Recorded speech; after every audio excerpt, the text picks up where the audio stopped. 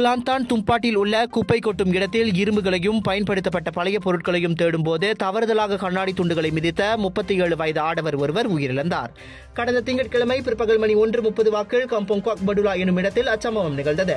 குப்பை கொட்டும் தளத்தில் பொருட்களை சேகரித்துக் கொண்டிருந்த போது உடைந்த கண்ணாடி துண்டுகள் அவ்வாடவரின் வலது கணுக்காலை துளைத்ததாக உடனிருந்த நண்பர் தெரிவித்ததாக தும்பாட் போலீஸ் தலைவர் அசிஸ்டன்ட் கமிஷனர் முகமது கைரி ஷாஃபி கூறினார். அதனால் அளவுக்கு அதிகமான ரத்தப்போக்கு ஏற்பட்டு அவ்வாடவர் சம்பவ இடத்திலேயே சுயநினைவை இழந்ததாக கூறப்படுகிறது. அவசர அழைப்பு கிடைத்து சம்பவ இடத்திற்கு விரைந்த மருத்துவ அதிகாரிகள் அவ்வாடவர் உயிரிழந்ததை பின்னர் உறுதிப்படுத்தினர். அச்சம்பவத்தில் குற்றவியல் அம்சம் எதுவும் அடையாளம் காணப்படாததால் அதனை ஒரு திடீர் மரணமாக போலீஸ் வகைப்படுத்தியுள்ளது. சுவாச பிரச்சனை, சளி, இருமலுக்கு உகந்த தீர்வு சைலஜா பேபி ஹெர்பல் கிரீம்.